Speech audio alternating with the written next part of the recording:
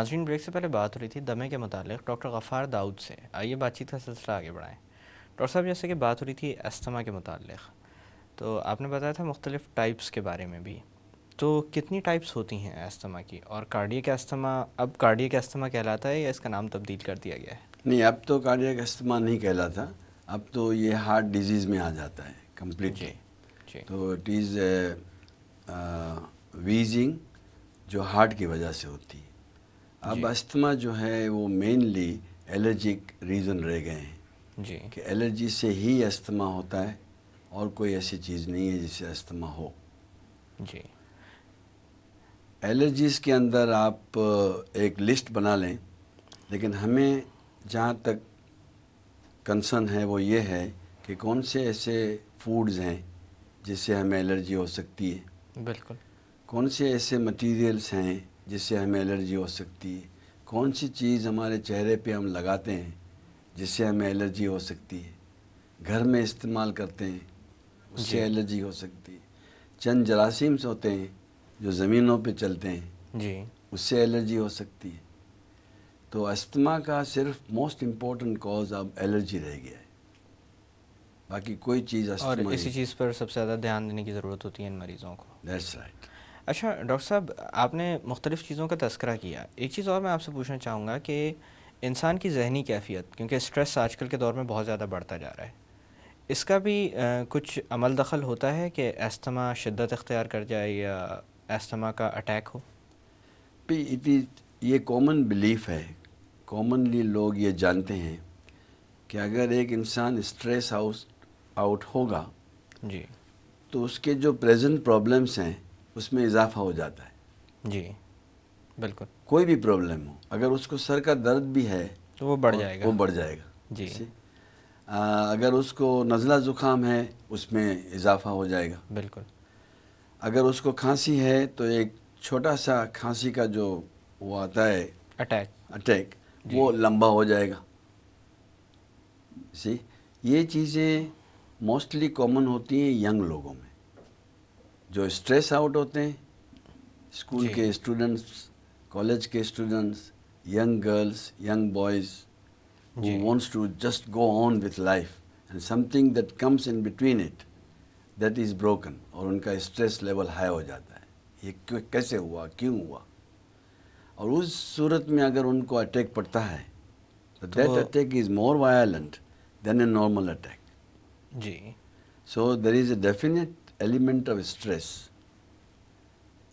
There is a definite evidence of element of stress جی. In asthma.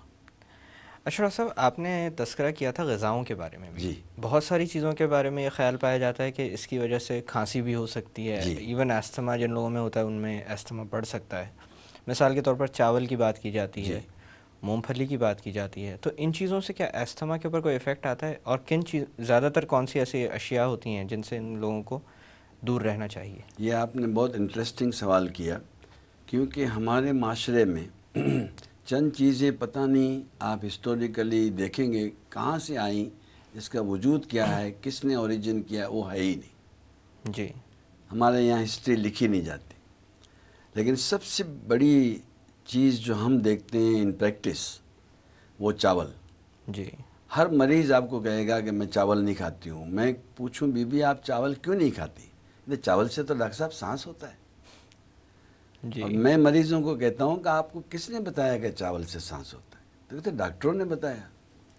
جی تو یہ absolutely misconception ہے. ہم لوگ انگلینڈ سے تعلیم لے کے آئے ہیں، وہاں پہ ہمارے استاد ہم کو کہا کرتے تھے کہ دیکھو بیٹے سانس کیسے ہوتا ہے میں ابھی بتاتا ہوں. تو وہ آٹا لے کے مریضوں کے اوپر پھینکتے تھے، جی ٹھیک ہے، اور مریض کو سانس ہو جاتا تھا.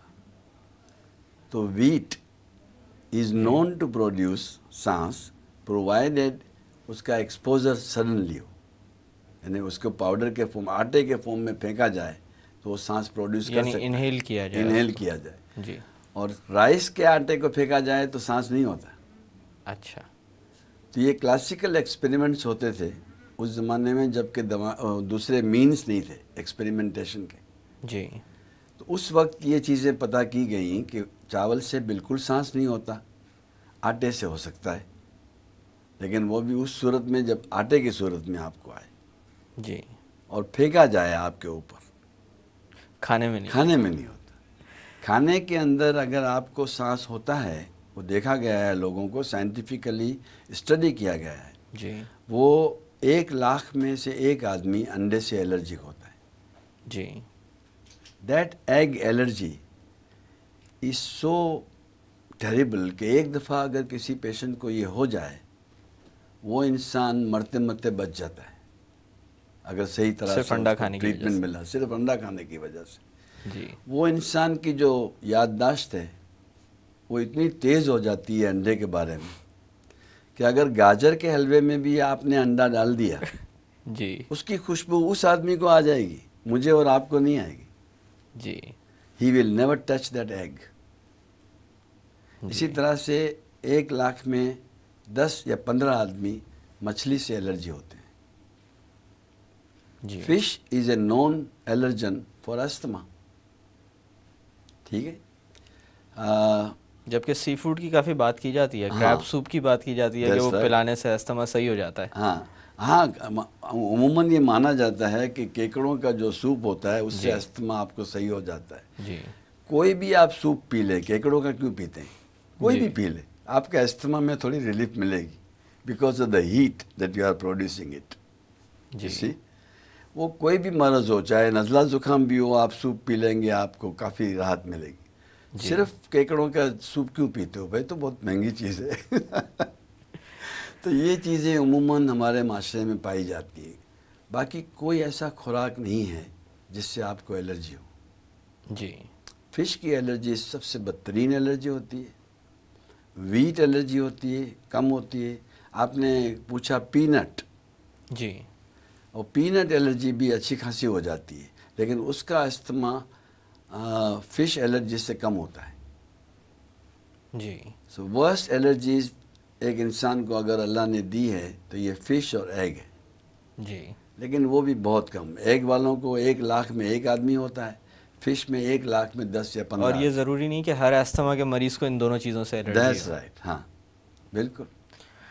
ڈاکٹر صاحب، تشخیص کے حوالے سے یا ڈائگنوسس کے حوالے سے پوچھنا چاہوں گا کہ اور ایسی کون سی بیماریاں ہوتی ہیں جو استھما کی طرح پریزنٹ تو کر سکتی ہیں لیکن استھما نہیں ہوتی؟ اور جیسے کہ بہت ساری سانس کی یا پھیپھڑوں کی امراض میں چیسٹ ایکس رے کروایا جاتا ہے، کیا چیسٹ ایکس رے کافی ہوتا ہے استھما کی تشخیص کے لیے؟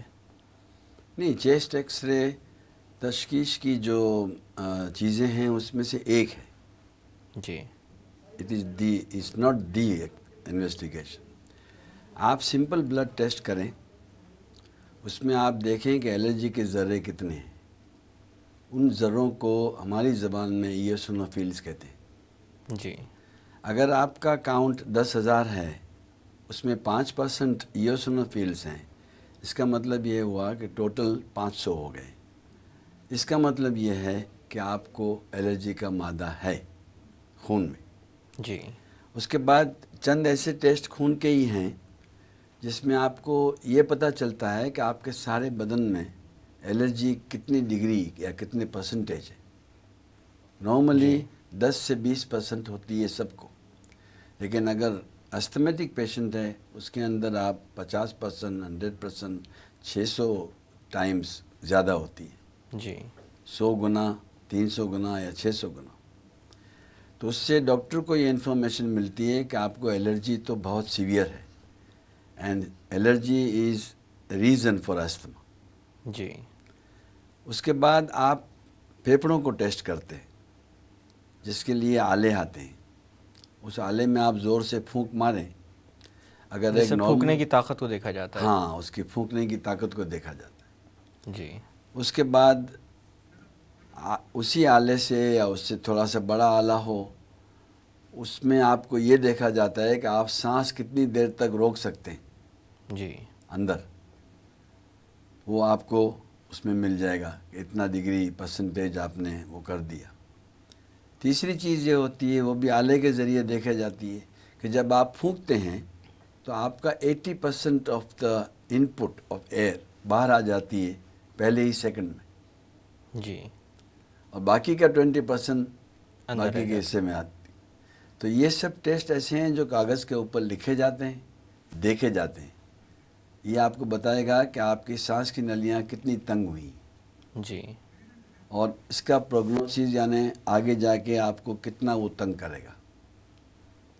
تو ان چیزوں پر اندازہ لگایا That's جاتا ہے right. کہ استھما ہے یا ہاں، نہیں ہے. اور اس کے بعد پھر آپ کو استھما کے جو انہیلرز ہوتے ہیں جی، وہ دیے جاتے ہیں، واپس ٹیسٹ کرتے ہیں کہ انہیلر نے آپ کی سانس کی نلی کتنے گنا بڑی کر دی. یعنی دوائیں بھی استعمال کی That's جاتی right. ہیں یہ تشخیص کے دوران. بالکل. ڈاکٹر صاحب یہاں پہ تھوڑی دیر کے لیے باتوں کا سلسلہ روکتے ہیں. ناظرین وقت ہو ایک چھوٹی سی کمرشل بریک کا. بریک سے واپس آ کر استھما کے متعلق مزید بات کی جائے گی. Stay with us.